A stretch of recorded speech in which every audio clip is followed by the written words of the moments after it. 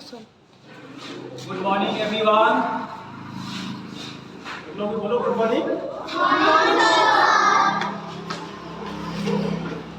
My dear team members and all lovely students, I, R.K. Singh, the founder of R.K. Singh School, R.K. Singh Academy School, Narayanpur. Today is a very important day for our country. आज का दिन हमारे देश के लिए बहुत ही important दिन है, बहुत ही महत्वपूर्ण दिन है। एज ए स्टूडेंट, विद्यार्थी के रूप में आप लोगों को ये जानना बहुत ज़रूरी है कि आज का दिन हमारे जीवन में कितना महत्व रखता है। तो मैं बता दूं कि आज हम लोग बाबा साहेब भीमराव अंबेडकर की 132वीं जयंती मना रहे हैं।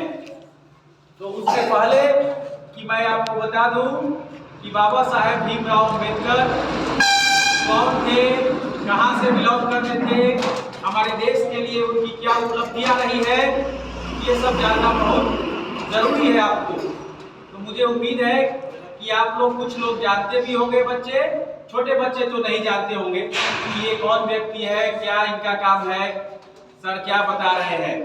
तो बाबा साहब भीमराव अंबेडकर का जन्म महाराष्ट्र में, महाराष्ट्र एक हमारे देश का राज्य है, महार जाति से बिलोंग करते थे और 1891 में उनका जन्म हुआ था।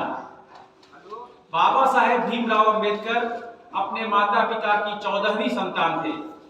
सोच सकते हैं कि उस समय हमारे देश में इतनी ज़्यादा एजुकेशन व्यवस्था नहीं थी कि लोगों को समझ में आए कि शिक्षा व्यवस्था को कैसे आगे बढ़ाया जाए। इसके बावजूद भी डॉक्टर भीमराव अंबेडकर बहुत कड़ी मेहनत करके पढ़ाई लिखाई किए और पढ़ने के बावजूद उन पढ़ाई लिखाई में जैसे आप पढ़ने आ रहे हैं उसी तरह से उनको पढ़ने आने में, स्कूल आने में बहुत ज़्यादा दिक्कतों का सामना करना पड़ा।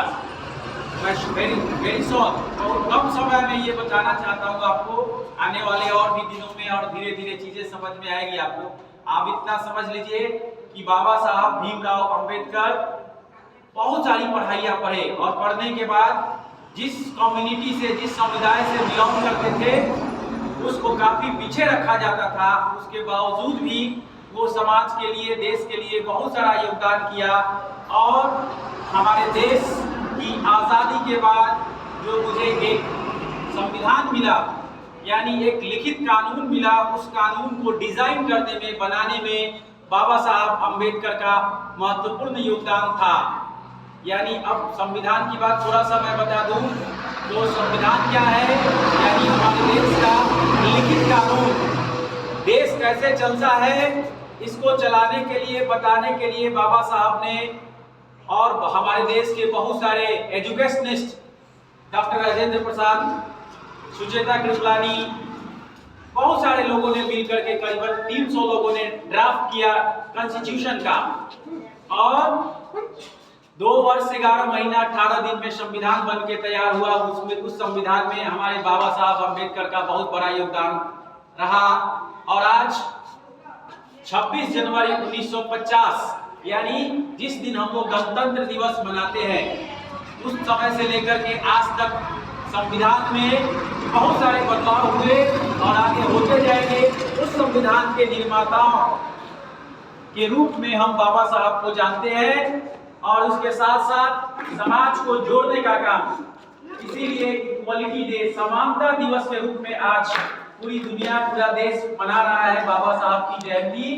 उस जयंती में बाबा साहब को हम लोग भी आज याद करते हुए आपको इस बात का ध्यान रखना है कि कैसे सामाजिक समरसता, सामाजिक भाईचारा बरकरार रखते हुए बाबा साहब ने सर्वधर्म सम्मान करते हुए, India is a secular country, Bharat एक धर्मनिरपेक्ष राष्ट्र है, इसका ध्यान रखते हुए उन्होंने उसकी नींव डाली और सभी धर्मों को, हिंदू, मुस्लिम, सिख, ईसाई, जैन, बौद्ध, पारसी, सभी धर्मों को समान लेते हुए समान संहिता का संविधान का संरचना और रूपरेखा तैयार किया। इससे उनको सबसे ज्यादा याद किया जाता है। तो आप लोग भी इस बात को ध्यान रखें कि बाबा साहब भीमराव अंबेडकर की तरह आने वाले समय में इतनी पढ़ाई करें, इतना मेहनत करें कि बाबा साहब के जैसा आपका भी नाम रोशन हो। धन्यवाद।